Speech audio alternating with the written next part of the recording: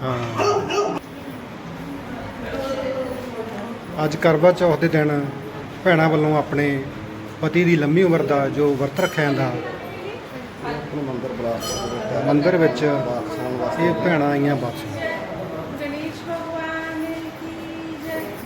एक गांव में एक साहूकार था जिसके 7 लड़के थे और एक लड़की थी। वो बहन अपने 7 भाइयों में अकेली थी, इसीलिए सारे भाई उसे बहुत प्यार करते थे। सभी उसे बहुत स्नेह से रखते थे, उसके साथ ही खाना खाते थे, उसके साथ ही खेला करते थे। धीरे धीरे जब वो लड़की बड़ी हुई तो उसकी शादी हो गई। शादी के बाद एक दिन जब वह अपने मायके आई तो उसके भाई अपने काम से लौटे और अपनी बहन से बोला, आजा बहन हमारे साथ खाना खा ले।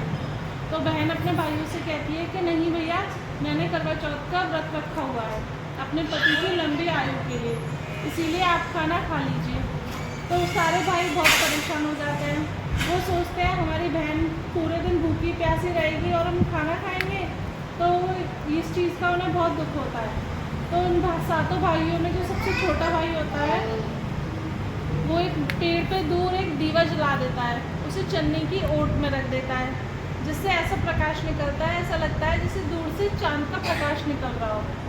तो वो अपने भाई अपनी बहन को बुलाते हैं कि देख बहन आ जा, चांद आ गया। वो भागी भागी आती है, अपनी भाभीयों से कहती है कि भाभी आ जाइए, चंद्रमा निकल आया है। तो उसकी भाभियाँ कहती हैं कि नहीं बहन, ये तुम्हारा चंद्रमा है, ये मेरा चंद्रमा नहीं है। तो वो जल्दी से चंद्रमा को अर्घ देकर अपना व्रत खोलने के लिए बैठ जाती है। वो अपने भाइयों के साथ खाना खाने लगती है। जैसे ही वे पहला निवाला तोड़ती है तो उसमें बाल निकल आता है। जब दूसरा निवाला तोड़ती है तो उसमें उसे छींक आ जाती है। जब वह तीसरा निवाला तोड़ती है तो उसकी ससुराल से खबर आ जाती है कि उसके पति का देहांत हो गया है। वह बहुत रोती और बिलखती है। जब वह अपने ससुराल जाती है, ससुराल जाकर जब सारी औरतें उसे देखकर कहती हैं कि इसने अपना व्रत अधूरा छोड़ दिया, तभी इसके पति के साथ ऐसा हुआ। तो वह संकल्प लेती है कि मैं अपने पति का देह का संस्कार नहीं करूँगी, मैं अपने पति को पुनः जीवित करूँगी। तो ऐसे ही वो अपने ससुराल से दूर एक कुटिया में रहने लगती है, अपने पति के देह की सेवा करने लगती है, देख रेख करने लगती है, उसे कीट पतंगों से साफ करती है। वो अपने पति के साथ अपना समय व्यतीत करती है। धीरे धीरे साल निकल जाता है, दोबारा से करवा चौथ का व्रत आता है। करवा चौथ के व्रत आते ही सारी उसके आसपास की जो आस पड़ोसनें होती हैं वो सभी स्नान करके श्रृंगार करती हैं, मेहंदी लगाती हैं, उससे मिलने आती हैं। वो उस लेडी से, उस औरत से कहती हैं कि बहन तू भी करवा चौथ का व्रत रख, तेरा पति भी ज़रूर जिंदा हो जाएगा।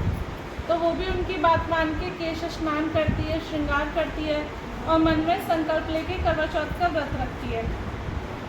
उसकी भाभियाँ उससे मिलने आती हैं तो वो अपनी बड़ी वाली भाभी से कहती है कि भाभी मुझे सदा सुहागन का आशीर्वाद दे दो। तो बड़ी भाभी मना कर देती है और वहाँ से चली जाती है। तो दूसरे नंबर की भाभी आती है, वह उससे भी वही कहती है कि भाभी मुझे सदा सुहागन का आशीर्वाद दे दो। तो दूसरी भाभी भी चली जाती है। ऐसे ही करके धीरे धीरे उसकी 6 भाभियाँ वहाँ से चली जाती हैं, लेकिन उसे आशीर्वाद नहीं देती। जो 7वीं भाभी होती है, सबसे छोटी वाली, उसका दिल बहुत नरम होता है और उसका स्वभाव भी बहुत कोमल होता है। वह जब वो आती है अपनी ननद से मिलने तो उसकी ननद कहती है कि भाभी मुझे सुहागन होने का आशीर्वाद दो। तो वो कहती है कि बहन मैं आपको ये आशीर्वाद नहीं दे सकती। लेकिन वह लड़की अपनी भाभी के पैर पकड़ लेती है और कहती है कि भाभी जब तक आप मुझे आशीर्वाद नहीं दोगी मैं आपके पैर नहीं छोड़ूंगी। तो उसकी भाभी होती है, वो लड़की के मन में अपने पति के प्यार को देखकर बहुत खुश हो जाती है कि ये अपने पति से इतना प्यार करती है। आजकल तो समय ऐसा चल रहा है कि लेडीज़ अपने पति की नहीं सुनती, लेकिन ये अपने मर्द पति के देह की इतनी देख रेख कर रही है, उससे इतना प्रेम कर रही है।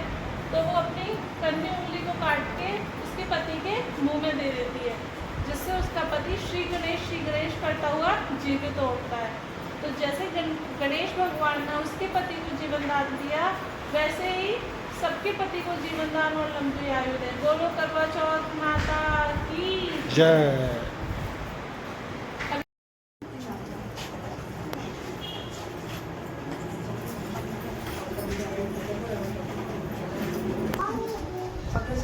ਜ਼ਮਾਨੇ 'ਚ ਨਾ ਕੁੜੀਆਂ ਨੂੰ ਛੋਟੇ ਛੋਟੇ ਨੂੰ ਵਿਆਹ ਕਲੂਏ ਦਾ ਵਾਰਤਾ ਆ ਗਿਆ ਬਈ ਉਹਦਾ ਭਰਜਾਈਆਂ ਦੀ ਵੀ ਨਾਲ ਕਲੂਏ ਦਾ ਵਾਰਤਾ ਰੱਖ ਲਿਆ।